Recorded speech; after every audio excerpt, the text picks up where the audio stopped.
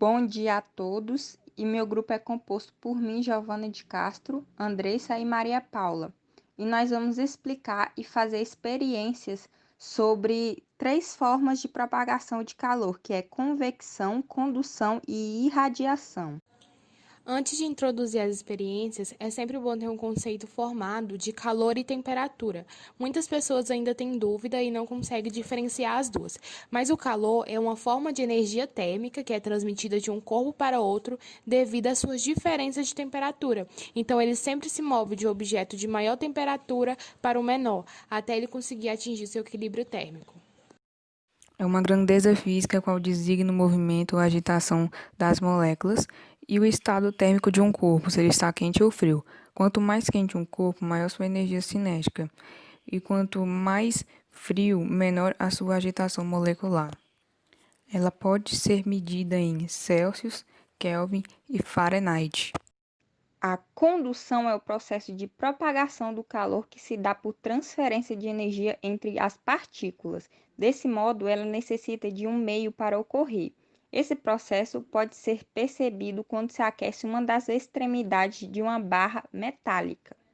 No início, ao tocar a extremidade da barra que está distante da fonte de aquecimento, percebe-se que ela está fria, mas após certo tempo, sente-se que ela também está aquecendo. Se a fonte de aquecimento for retirada, a barra tende a alcançar o equilíbrio térmico. Assim, toda a barra tende a atingir a mesma temperatura.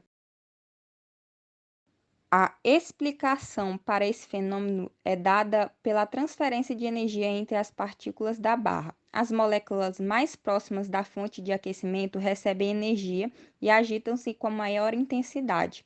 Essa agitação provoca colisões com outras moléculas próximas, resultando na transferência de energia e, consequentemente, na agitação dessas outras moléculas.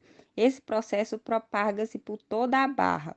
É devido à condução que a xícara fica aquecida quando contém um líquido quente e que o cabo de panela esquenta quando ela é colocada no fogão aceso, por exemplo. Dependendo do material através do qual ocorre a condução de calor, podemos ter bons condutores de calor, por exemplo, os metais. Dentre os metais, a prata é o melhor condutor de calor, seguida do cobre, do alumínio e do ferro. Existem também maus condutores de calor, por exemplo, o vácuo, ar seco, madeira, vidro, isopor, plásticos, gelo, lã, entre outros. Bom, para fazer essa experiência, vamos precisar de uma panela de água, de 2 conchas de materiais diferentes, uma de madeira e outra de metal, e manteiga. Bom, como eu já expliquei, a propagação de calor por meio da condução, ela acontece através quando o fogo entra em contato com algo. Por exemplo, aqui ele está tendo contato com a panela. Então, consequentemente, o calor vai passar para a panela e depois para a água e depois para as 2 conchas.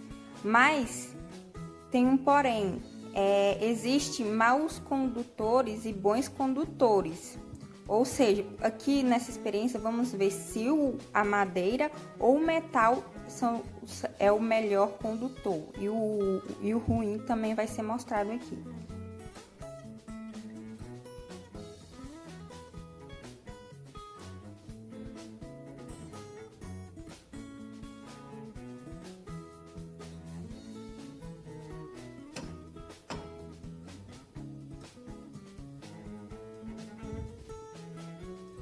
Vamos ver o que vai derreter mais rápido.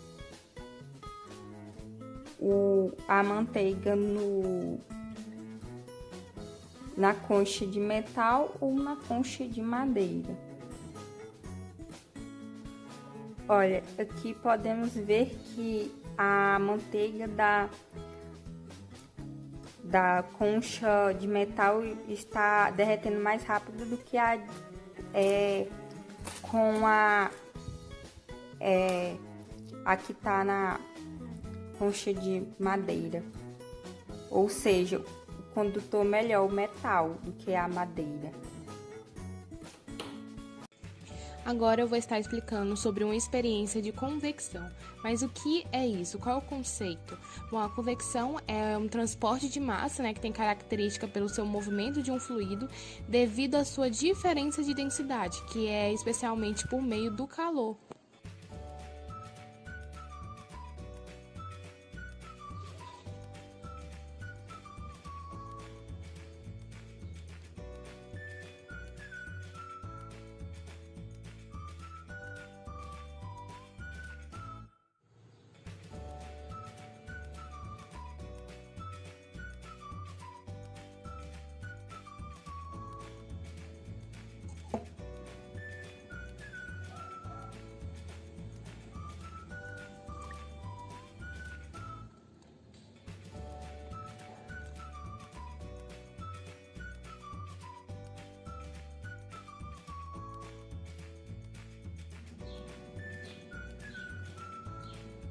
Agora eu vou estar explicando para vocês a experiência, como que a convecção está presente ali.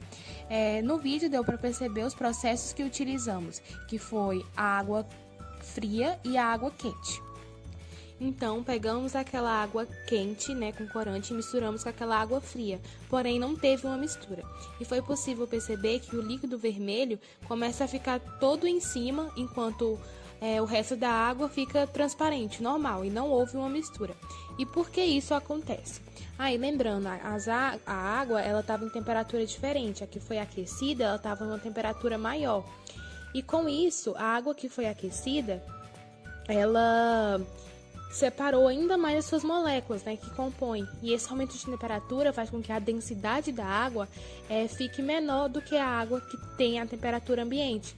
E resultado disso é que elas ficam separadas até elas conseguirem atingir o equilíbrio térmico.